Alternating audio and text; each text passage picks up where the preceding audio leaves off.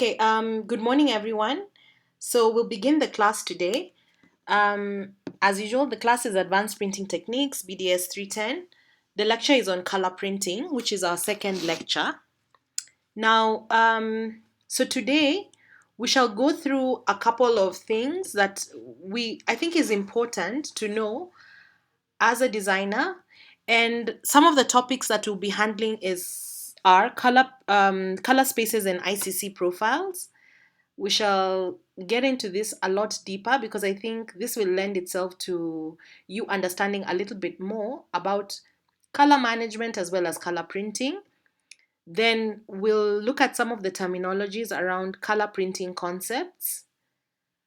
We shall also look at paper characteristics. It's a very vast topic, however, we'll just touch on it.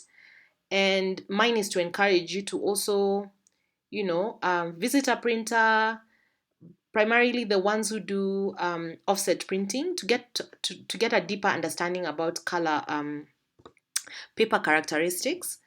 Then we'll finish with color management, just a summary for you to take home. Then I'll share with you some extra readings which will help you in your journey for understanding on this very topic. So we'll look at what color spaces are and ICC profiles. However, what I wanted to mention to you or to bring to your attention is that when you look at these presentation devices, monitors, printers, scanners, and so on and so forth, all these presentation devices create colors differently. Now, because of these differences, colors are described differently. Like there's a language that is integrated in their hardware, and they tend to see color in very different forms, right? So the different methods of describing these colors in their systems or in their hardware are called color spaces. Now, each device might have one or more international color consortium profiles. That's what ICC stands for. And you could get most sort of presentation devices do use RGB. However, depending on the model, depending on the brand that made those devices, they do tend to have either one or more of these ICC profiles, right? So, so as the image is passed from one device to the next, the color information about that image is converted from the color space of the source device to the color space of the destination device.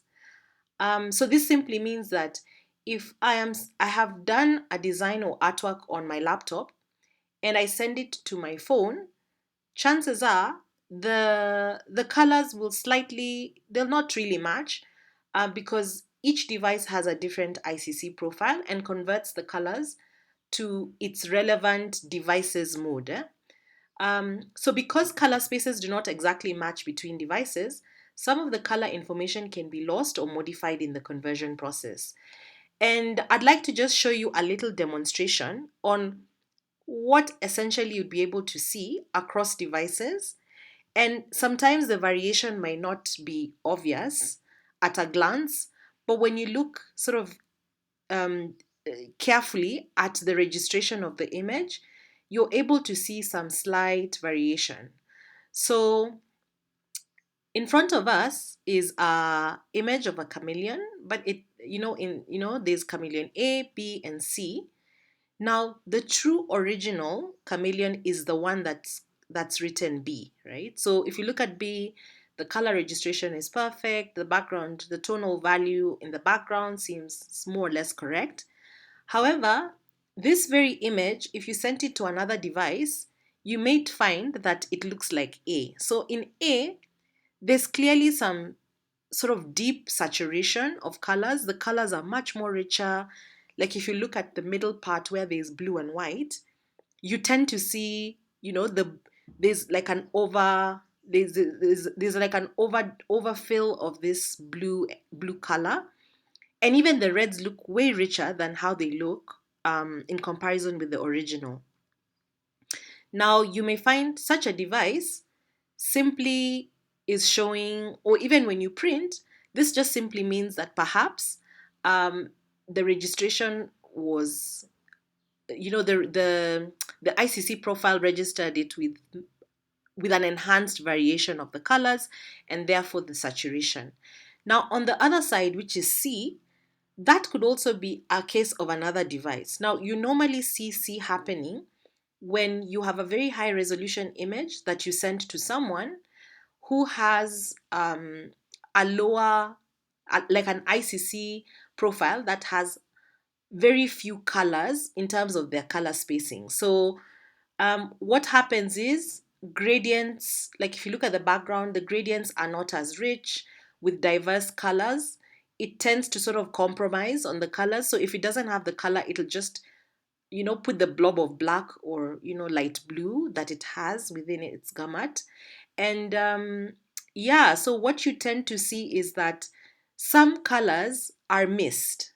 And because of the colors missing, there tends to be then a compensation of this by just applying a similar or if not the same color registration. I hope this is clear. So you have sort of the ideal in the middle, and then you have an oversaturation on A, and perhaps a very hard, let me call it like a hard filter, like a very hard mix happening on C. And this can happen across mediums and devices. And this is what really we're talking about. So a color space is a representation of the individual colors that can be combined to create other colors. So as I'd mentioned earlier, some devices have a richer ICC profile, whilst others have perhaps a lower level of, of representing their color spaces. Now, having said that, there are primarily two. We'll discuss two. They're usually like three. There's Pantone, CMYK, and RGB. But for today's presentation, we'll strictly speak about RGB and CMYK, right? So we'll start with RGB. So in RGB color space, there's red, green, and blue, and that's what RGB stands for. And normally, the RGB light combine in different amounts and intensities to create different colors. So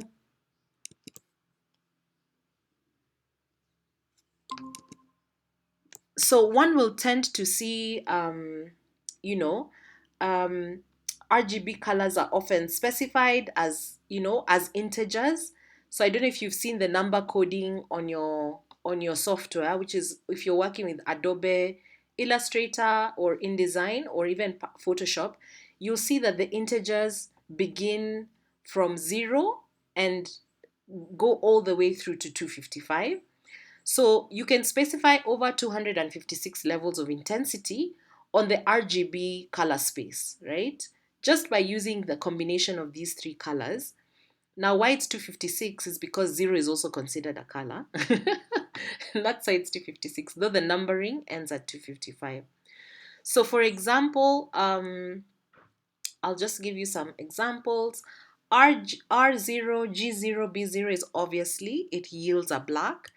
If you look at the next slide, you will see that, you could make a variation of many different color combinations. These are just examples. And so, for example, R255, G255, B255 would yield a white.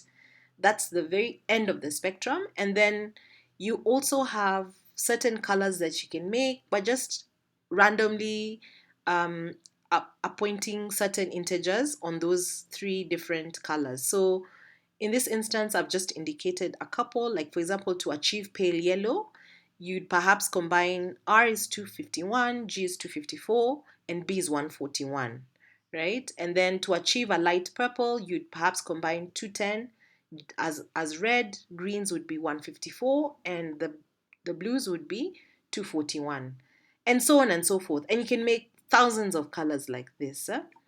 Now, so this RGB color space is commonly used in monitors, digital cameras, scanners, and as I call them presentation devices, it's normally what you'd see on a screen. So even these LED digital screens that you see at events, they normally represent their colors in RGB color space. Now, so this is according to IBM. The two standard implementations of RGB color spaces are sRGB, which is often used for web graphics, and Adobe RGB, this is 1998, which IBM recommends for graphics that are printed. So already in your software, Adobe, you're able to get RGB mode in your software and you're able to use it, right? So the next slide shows an image of, I guess a model who's taking a bath in some, colored, blue colored, or is it purple colored water.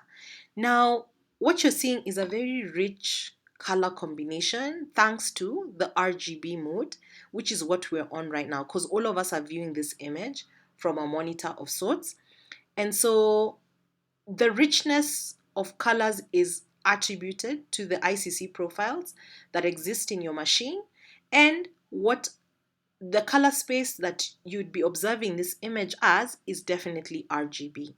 So, and RGB is known to be extremely good quality. In fact, people say the qualities achieved on a monitor sometimes cannot be achieved on on paper, right? And I think this is true, particularly when you looking at the way you see psychedelic colors, neon colors, or metallic colors, they are perceived better on screen than they would be registered on paper. And I think this is what we're just trying to demonstrate. So let's go to the next color space that we'd like to discuss. So so there's RGB, perfect, works on devices. There's also CMYK. Now for CMYK, the name comes from the four abbreviations are. So the C represents cyan. Cyan is a bright blue color. Magenta is that bright, pinkish red color that you see. Um, Yellow, of course, is yellow. That's the Y. And then, of course, there is K, which stands for key. I'm sure you're wondering what K stands for. It should be B. No, B sometimes mostly represents blue, like you've seen in RGB. It represents blue.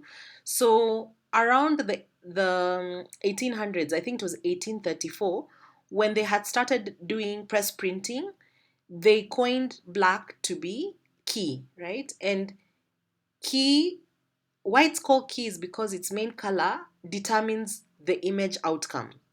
Like literally, it's a color that would really determine how the image would look like. So this was sort of like a plate during the press printing times in the old times, and they called it key, right?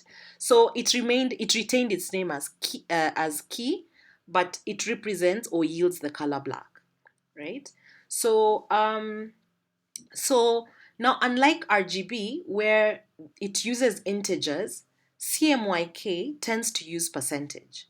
So you will look at, percentages being used to represent the portion of a particular area of a paper that is covered by this ink that is being used on during print. So, for example, just looking at the very top there, when when everything that is C, M, and Y are 0% and only key is 100%, you yield a true black, a true deep black.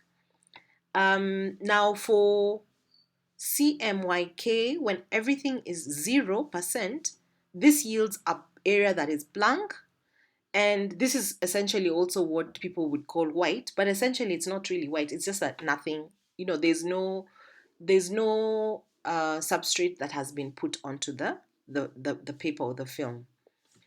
Then you can also yield different colors, and again we'll just go with the pale yellow and the light purple. So for pale yellow, you may want to indicate 1.6% for cyan, magenta 0, yellow 44.7%, and then a 0.4% for key. You will get this pale yellow. Now for a light purple, you perhaps would like to select 17.6%, 39.6% for magenta, yellow 5.5, as well as key 5.5, right? And you'll get this beautiful light blue purple. So again, if you notice, you can achieve a similar color. Notice that I didn't say same. You'll get a similar color matching a CMYK with an RGB color. So, but of course, the numbers are different, whereas in RGB we use integers, in CMYK we do use percentage. So just keep this in mind. A little more about CMYK. So definitely, whereas for viewing, we normally use RGB. For output, that is when you're printing on paper or any material that there may be for your output file, this color is represented in RGB, in CMYK, right? So, so if you look at even most of these digital printers, let's just begin with the normal home digital printer. You tend to see that loaded in the ink tray is these toners are usually in the single colors. So you'll get a toner that is cyan, a toner that's magenta, a toner that's yellow, and a toner that's key, that are all loaded onto the printer. And so when the printer places dots of the correct sizes next to and on top of each of the colors on the page, you then interpret the colors you see from on the paper as the intended color. So these colors just usually, are mixed on top of each other to register that specific color that is being indicated on the image. Implementation of the CMYK color space vary from printer to printer and from paper to paper. And I think this is also, again, things to do with richness, the tone, you know, um, and so on and so forth. These are things that happen because we have different manufacturers. You have Canon, Kodak, IBM, you have all sorts of, Fiji, you have even paper that is different. So how color registers on paper really is a very complex thing, and hardly do you find printers that can precisely register what was seen as an RGB, that is the image on the screen, and interpret it correctly onto the paper. Usually it'll come close, and that's the aim. The aim is to get as close as possible, but very few machines are pretty good and can get it right. Just because of the very same thing we've spoken about, which is ICC profiles are different from device to device, and of course, the color spaces are also different because you're moving the image from one device to the next, right? So, and just to close that, because the original color space of most images is an RGB color space, it is best to leave images in an RGB color space so they retain their original characteristics. So of course, when you're doing a slide presentation, you will definitely want to retain your colors for your image in RGB, because everyone is registering the information from a screen or a device. However, when you do go to print, you will see that modern day printers normally will just do the conversion, or if it's a large format or large scale printing, like say you're printing a huge batch of information, you definitely want to convert your document into CMYK, because that's essentially what the printers on the other end, that's the sort of color space they can accept for output. So just to keep this top of mind, I know it sounds confusing, but we definitely need to start thinking about RGB whenever we're doing digital presentation, say web images, or all these ads you see on YouTube or even on blogs and websites. That is all registered as RGB, and keep the images so, because they are so rich in color. However, when you're looking at going for print, you may want to consider um, going CMYK. So, and I guess this is just to qualify the statements that I've been discussing. Your print server or printer has as much original color information as possible. So when it converts the image to the most appropriate CMYK color space for the printer and the paper combination, it's really done its best. So depending on whatever device you're using, you tend to just accept what's already there. Now, it's only when you're absolutely not happy with what you're seeing at print stage is when you can then go back to your artwork and perhaps start fiddling to see what colors would work. And I guess that's where color proofing and testing happens. So this is just a little disclaimer. If you save an image by using the CMYK color space, make sure you either save an ICC profile for that color space or use a standard non-device specific CMYK color space like swap or coated fog R27 and associate the appropriate ICC profile with the image. So these are the little buttons you see on the pop-up when you're going to print. There's usually some predetermined or default setups that you may need to tinker with for you to actually get an appropriate registration at the very end. So this is just to show you the very same image on a book. And this is sort of like a printed output. So of course we're viewing it on a device, but this is just to demonstrate that the outcome might be very different from what you had on your screen when you now go to print, and this is really okay. So statement there just simply says printed registration in CMYK and color components may be lost or modified from the printing device used. Literally that there's something that normally gets lost, but it's not totally off. It's only totally off if if for other reasons, like perhaps the colors the colors were poorly seen, and perhaps because your device that you're using to design your artwork had a poor calibration, or that color perhaps just is off, and or perhaps even you could be colorblind, who knows. But anyway, the long and short of is I think with the modern day technology becoming better and better, chances are it's very hard for you to get it right. I think long time ago, color printing and color management was a specialty because you almost needed to get it right in the first instance, because there was the technology hadn't really become advanced to assist or aid the designer to perceive colors as they would want them.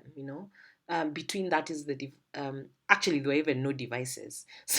So what am I even saying? You'd had to just mix the colors with your own hand and eye, using your like eyeballing it.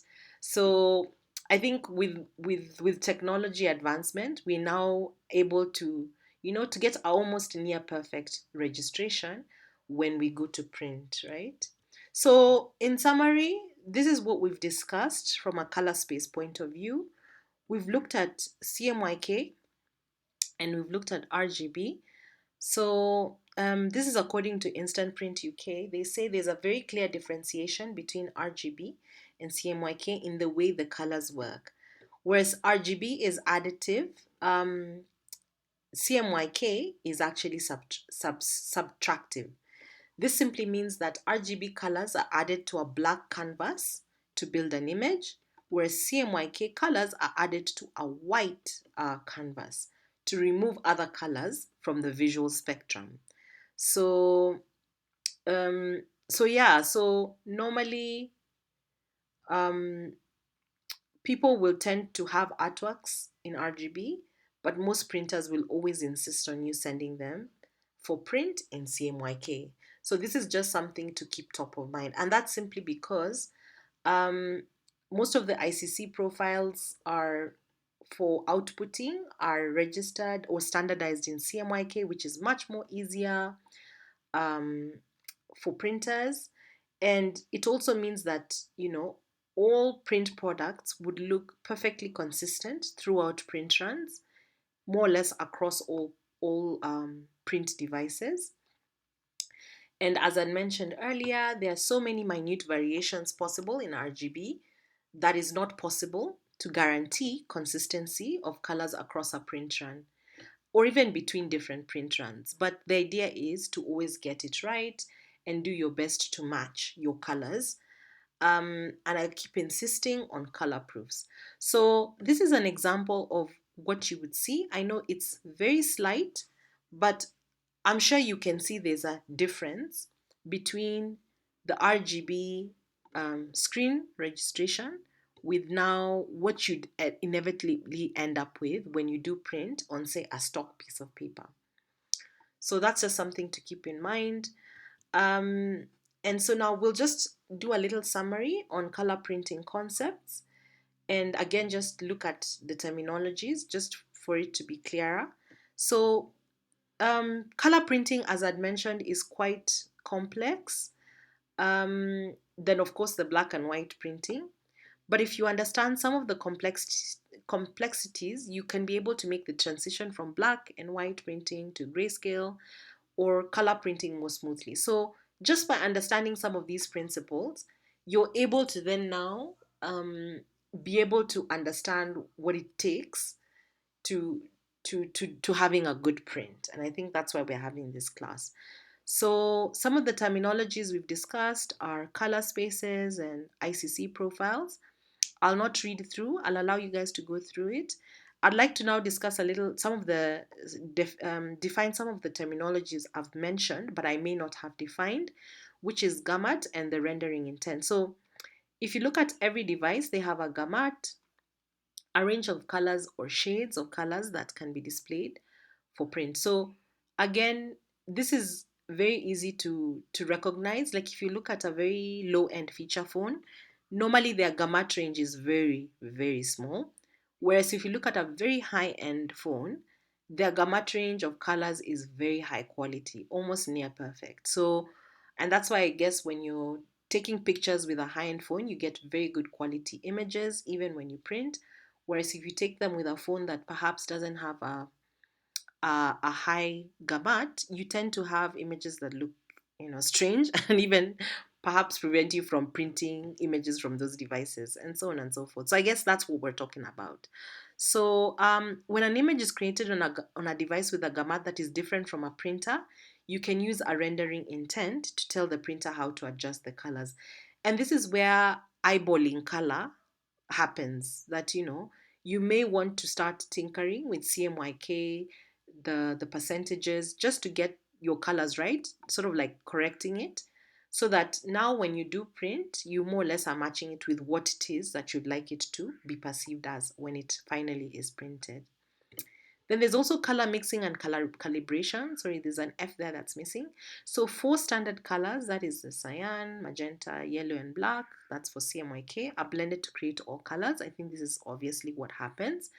And a printer mixes colors by printing these 4 layers of a page or an image, one in each color.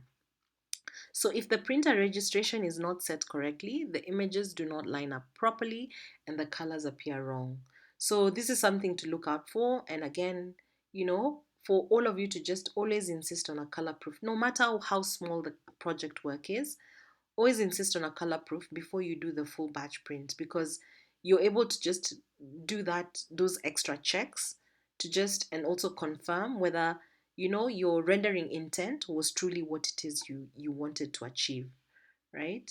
So in addition, printers also are able to correct it for you. So sometimes it's just a question of telling the printer they need to calibrate their tones, their toners, so that so calibrate not just their device but also the inkjets and things like that, so that when they're now printing, the printing is done properly. So those are things to just think about. And then finally, we have half tone and tone transfer.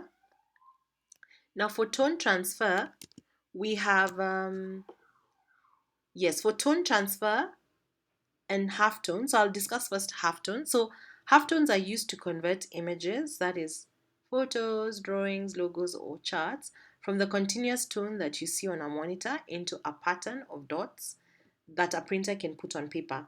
So, and this is sort of, you can do a little bit more reading on halftones. But then there's also something called tone transfer curves. These are used to modify the value of a particular color component and thus adjust the appearance of some of the colors. So this is a very important tool, particularly when you're working on Photoshop.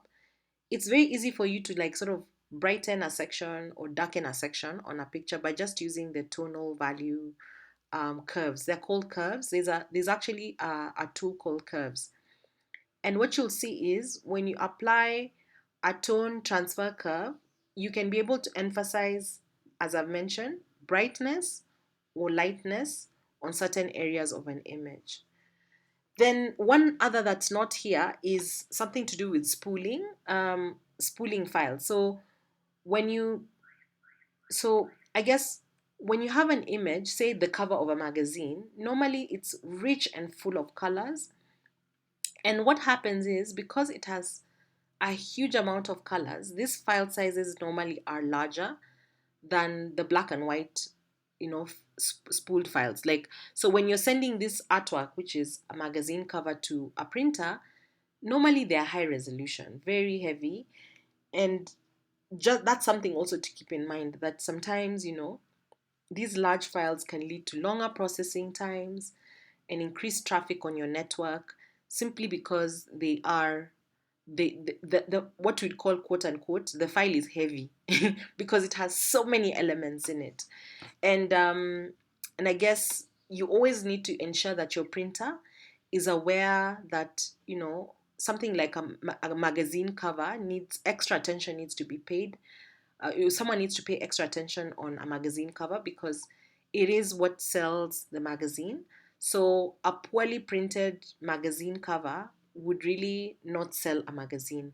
So these are sort of what designers treat with reverence, and you know spend a lot more time designing and ensuring that the colors really work before they actually send them to the printer. So it's important for you to actually ask for at least the cover, that is the magazine covers proof, as well as the inner page proof, so that you're able to assess and say, that the printing quality is perfect for both inside of the magazine as well as outside, right?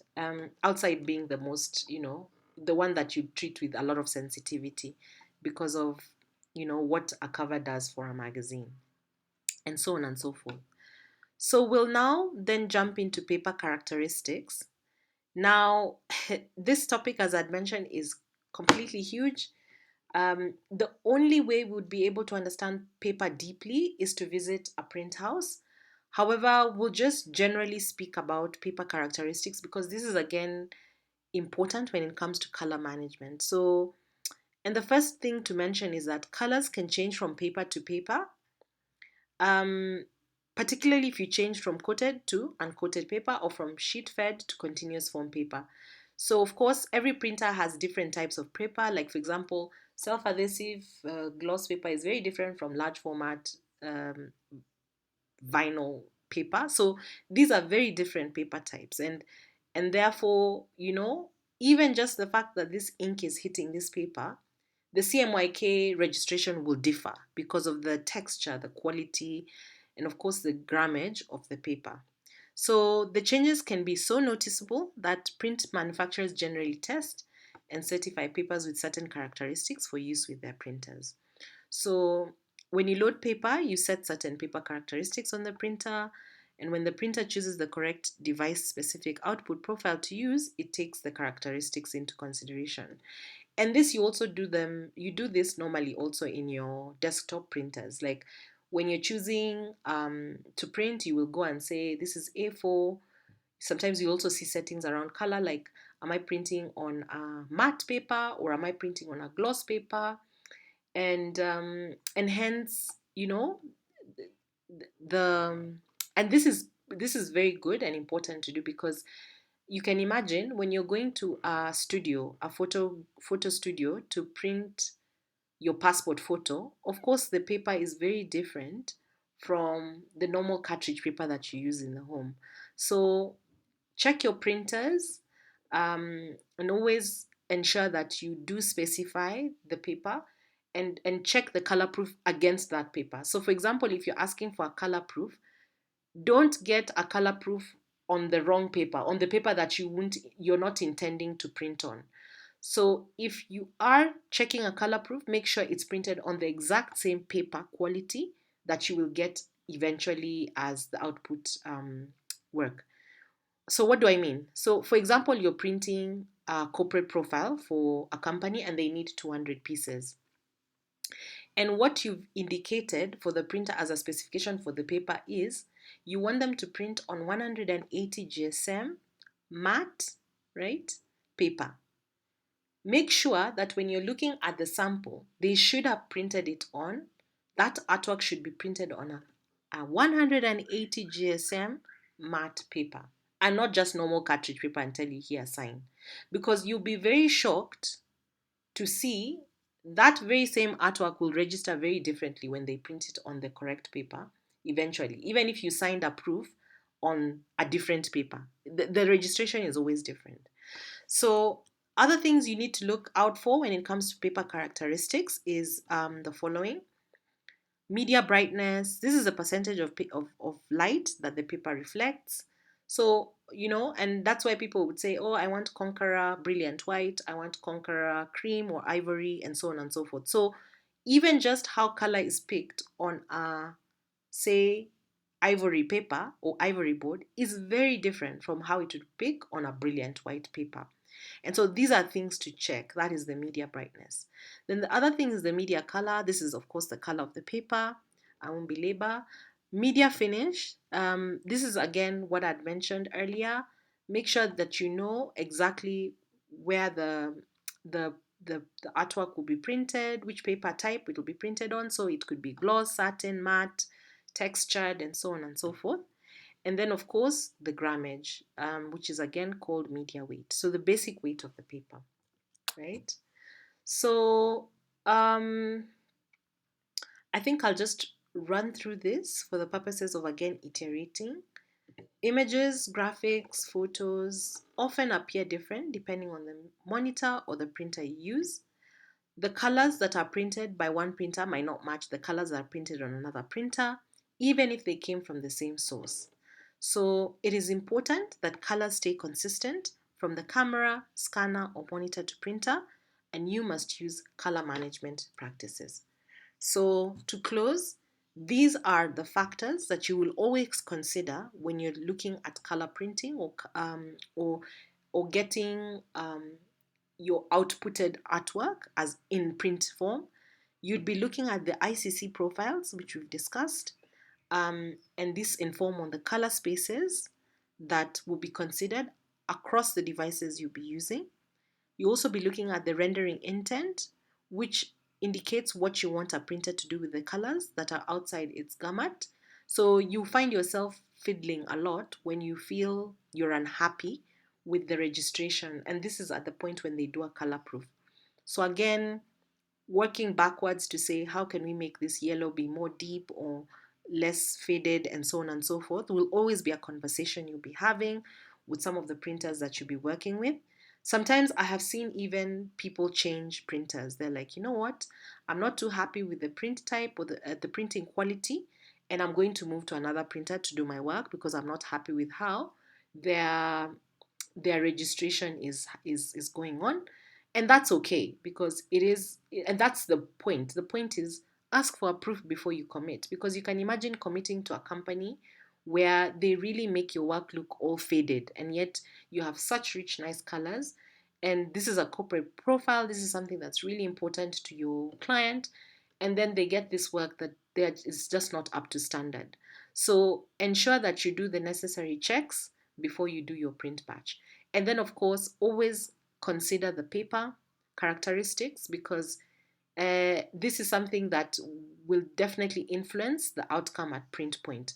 In fact, I always tell people, if you can even do 2 to 3 color proofs in different papers, that will also help, because something like business cards is something that you can easily do, because they're not it's not too expensive to just tell someone to do for you 3 proofs. Like, for example, you can ask someone to print for you on stock ivory board. Also, they can print on card conqueror paper, and then you can also tell them to print on another special paper, so that then now when you're looking at these proofs, you then decide on which paper you want to go with, because the artwork will register very differently on each of these, and it'll be interesting. In fact, even manila, you can even say manila paper as well as an option, just to see how different the registration can be. But of course, color proofs are also not cheap, because what they're doing is they're printing for you. They'll also do the die cut by hand and so on and so forth. So sometimes asking for too many is not too good.